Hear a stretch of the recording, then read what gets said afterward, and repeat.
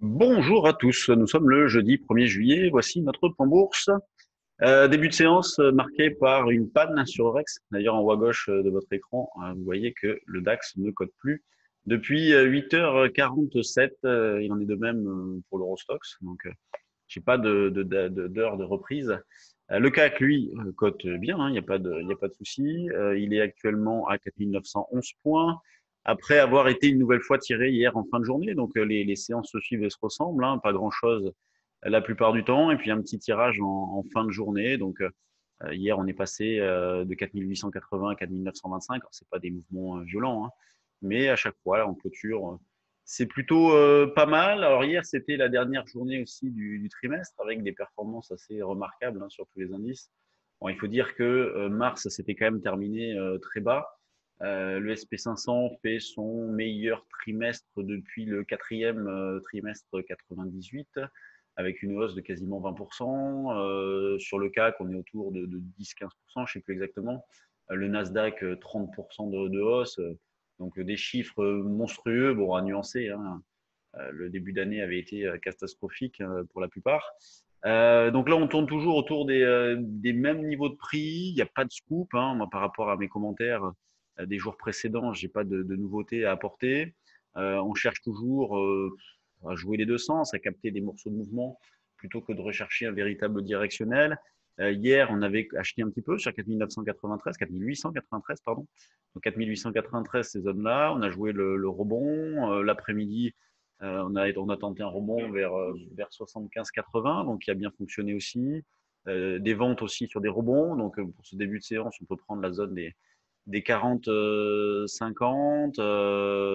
Donc vente vers 40-50, achat vers 80. C'est un petit peu l'idée principale du début de journée. Ceux qui voudraient acheter un petit peu plus vite, le 93 justement, qu'on a travaillé hier matin. Donc voilà ce qu'il en est du CAC, toujours drivé par la plupart du temps des pressions techniques. Une situation aux États-Unis en ce qui concerne le Covid qui est toujours préoccupante. Mais pour l'instant, les marchés n'en ont que faire, hein. Et nous, on anticipe toujours un marché potentiellement très vulnérable, au moins jusqu'à la fin de l'année 2020. D'où l'idée de monter des stratégies options, parce que la volatilité reste assez élevée, on est autour de 30. Et même quand on va chercher des échéances lointaines, on est toujours sur une volatilité éloignée. Donc on voit que le marché s'attend à ce qu'il y ait des secousses encore, hein, sinon on n'aurait pas une vol de 30.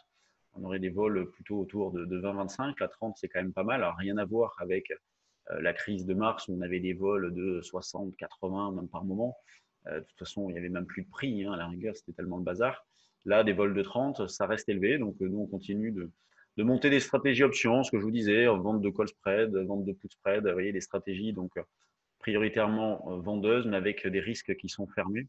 C'est ce qu'on propose également sur le trade du jour action, le trade du jour CAC, pardon, puisqu'on propose des stratégies donc options en plus des propositions que nous faisons quotidiennement sur l'indice CAC. Donc le DAX, bon, ben, quand il reprendra la cotation, on essaiera d'acheter. La zone support, en gros, c'est 12 180, 12 200. Dans l'idée de jouer, par exemple, 12 260, 300, 320. Ensuite, c'est la résistance. Bon, on verra lorsqu'il y aura une reprise. L'eurodoll, lui, reste toujours extrêmement calme. Hier, on faisait un stage donc sur l'eurodoll. Alors, on a tenté des petits achats dans cette zone à 11,93. C'était le niveau que j'avais proposé, donc qui a été fait donc à 14 heures, avec derrière donc la possibilité de réaliser un écart, avec notamment la résistance des 1,12, 20, 30. On se contente de petits écarts en ce moment sur l'eurodoll. La volatilité est extrêmement faible. On est autour de 15, je crois, en vol implicite sur l'eurodoll. C'est à vérifier. Ouais, autour de 10-15. Bon, en tout cas, vol intraday faible également. Achat, bref, soit un 12, la zone, toujours la même, hein, un 12,07, un 11,93. Après, c'est vous qui voyez, mais en tout cas, l'idée principale, c'est celle-ci, c'est d'acheter dans cette zone-là. Sur les actions, je change d'espace de travail. Alors, sur les valeurs du CAC, on a donc c'est plutôt équilibré entre les hausses et les baisses. Le CAC, de toute façon, qui fait 0, avec ce matin le dividende sur Michelin, donc qui détache. Bon, impact faible, hein, sur le CAC de l'ordre de 1,5, 2 points. Donc un CAC qui est en repli de 0,07 à 4932 points. 136 millions à 9h34. Oh là, c'est épouvantable ça. Ah non, mais c'est pas bon. Ah, on est mercredi. Ah non, je dis jeudi. Ah non, je croyais que c'était jeudi. Oh là là, je plane. Oui, oui. Donc, bah, volume misérable. Plus forte hausse, Arcelor 3,5, Sodexo, Crédit Agricole, donc les bancaires corrects. Total, pas mal. On compte zone de contre-signal, mais on voit des dérives latérales partout, partout, partout. Et ça bouge plus depuis un petit moment, à l'image d'AXA. Hein, vous voyez, depuis le 16 juin, il se passe plus rien. Pour ça, hein, difficile de trouver des idées sur les valeurs. Là, depuis le 16 juin, Engie, plus rien. Et Silor, pas grand-chose. C'est très très calme. Danone en repli, donc on a une zone support sur 60.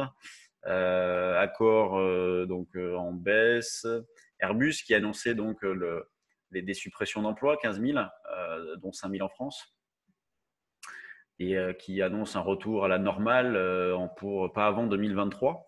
Donc, Airbus qui est pas mal revenu en arrière, donc elle est en situation toujours de pullback autour des 60. Mais de là à prendre une décision maintenant, bof. GTT qui part bien. Il y a eu une news ce matin sur GTT, Schlumberger, Figeac. Donc Figeac qui est pas mal hein, dans la continuité d'hier. Trigano qui se comporte toujours très bien. Donc bon, bah, business se porte bien, hein, vente de camping-car notamment. Volantis, Interparfums, DBV, Boiron, Bastide, Atari. XFAB qui a bien boosté hier, qui revient en arrière ce matin. Avenir Télécom, c'est pas terrible.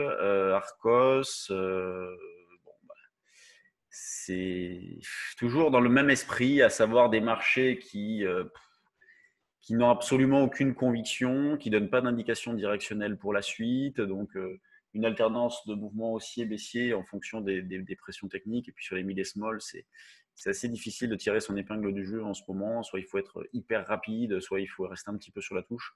Et je vous avoue que dans cette phase-là, nous, on a choisi le deuxième scénario de rester un petit peu sur la touche, de garder des cartouches pour des phases où il y aura des opportunités un petit peu plus flagrantes. Donc, je vous laisse. Hein, je vous souhaite une bonne séance. Alors, on se retrouve ce soir pour ceux qui le souhaitent. On organise une présentation en ligne de notre société, de nos activités. Si vous avez de l'intérêt pour ce que nous faisons au niveau des formations, des services, si vous voulez en savoir plus, c'est ce soir sur inscription. C'est gratuit, ouvert à tous. Et on commencera à 20h, donc 20h, 21h à peu près. Allez, bonne séance et puis on se retrouve ce soir. Bye bye.